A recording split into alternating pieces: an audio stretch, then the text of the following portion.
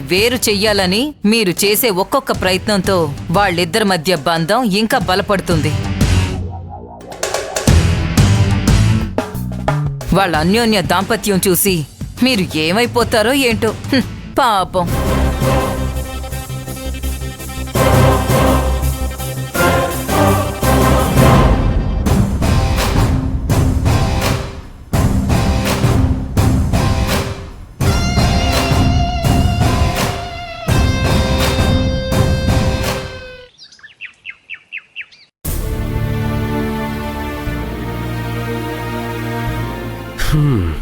అక్షయ్ని ఎలాగైనా వేరు కాపురం పెట్టడానికి ఒప్పించాలి. లేదంటే ఒకటికి 2 కుటుంబాల భారం మొయ్యాల్సొస్తుంది. సో నువ్వు చెప్పింది అక్షయ్ వినాలి, కానీ అక్షయ్ చెప్పింది నువ్వు వినకూడదు. జాగ్రత్తగా డీల్ చేయ రాజా. అమ్మా అక్షయ, నువ్వు కోపంలో ఇంటికి వెళ్ళిపోయావేమోనని చాలా భయపడ్డానమ్మా. నువ్వు వెళ్ళిపోతే ఈ ఇంటి పరిస్థితి ఏమైపోతుందో అని నా మనసు అల్లాడిపోయింది అక్షయ. వదినా, మా మీద కోపం వస్తే కొట్టండి, తిట్టండి, ఆ హక్కు మీకుంది. అంతేకాని ఇలా మమ్మల్ని వదిలేసి వెళ్ళిపోకోదినా. అయ్యో శ్రావణి, ఏంటమ్మా ఇది చిన్నపిల్లలాగా? వదినా, నువ్వు ఈ ఇంట్లో కాలు పెట్టాకే మా జీవితాల్లో మంచి జరుగుతుందన్న నమ్మకం వచ్చింది. దయచేసి ఆ నమ్మకాన్ని వమ్ము చేయకొదినా. వదినా,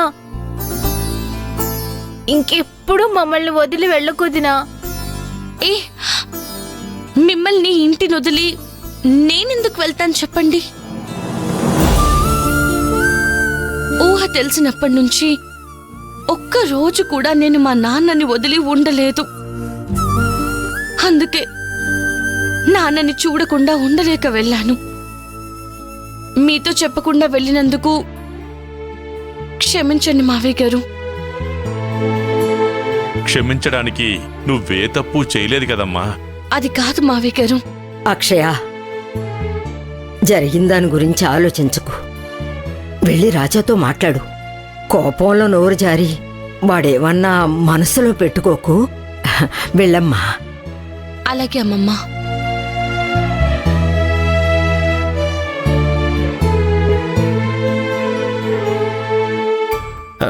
రా అక్షయ, కూర్చో.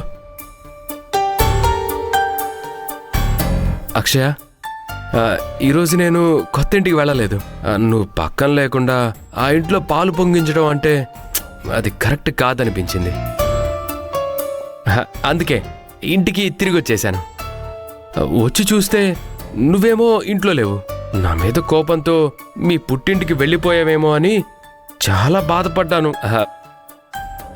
కానీ నువ్వు మీ నాన్న కోసం వెళ్ళావని తెలిసి హ్యాపీగా ఫీల్ అయ్యాను తెలుసా. జరిగింది మర్చిపోదాం. ఇక దాని గురించి మాట్లాడి ప్రయోజనం లేదు.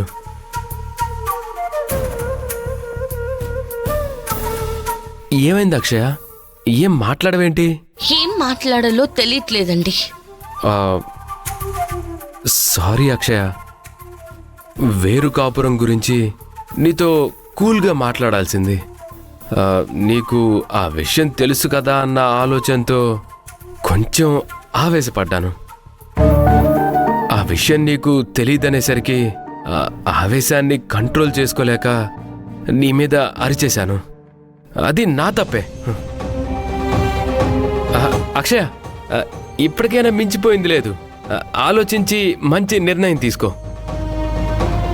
మనం ఇల్లు వదిలి వేరే కాపురం వెళ్ళిపోదాం. కొత్త ఇల్లు, కొత్త కాపురం. చాలా ఆపండి.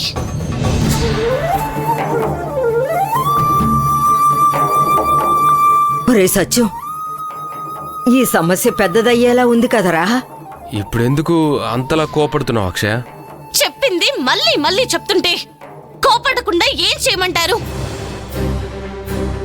వేరు కాపురం గురించి తప్ప వేరే ఏదైనా చెప్పండి. నువ్వు దానికి ఒప్పుకుంటే చాలు, ఇంకేమీ వినక్కర్లేదు.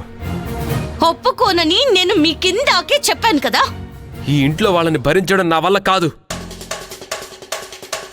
ఆ భారాన్ని దించుకొని హ్యాపీగా బ్రతుకుదామనే నిన్ను పెళ్లి చేసుకున్నాను. మీ మనసులో ఇలాంటి ఉద్దేశం ఉందని ముందే తెలుసుంటే నేను మిమ్మల్ని పెళ్లి చేసుకునేదాన్నే కాదు. నా ఉద్దేశం ఏంటో నేను పెళ్లికి ముందే మా నాన్నకి చెప్పాను.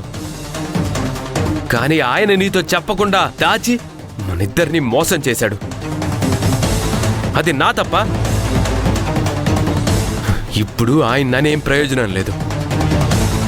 నిర్ణయం తీసుకోవాల్సింది నువ్వు. ఎందుకంటే వేరు కాపురం వెళ్ళటం విషయంలో నేను వెనక్కి తగ్గే ఛాన్సే లేదు. అందరం కలిసి ఒకే ఇంట్లో ఉండాలన్న నా నిర్ణయం కూడా నేను తగ్గే ఛాన్సే లేదు.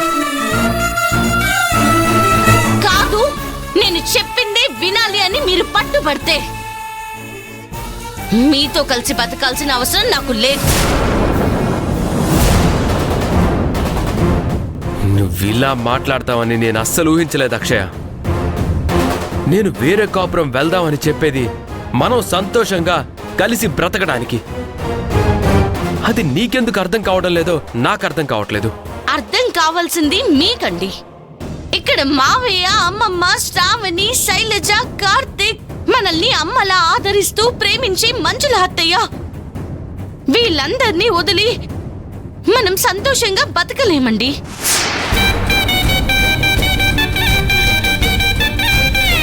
ఫైనల్ గా నీ నిర్ణయం ఏంటో చెప్పు.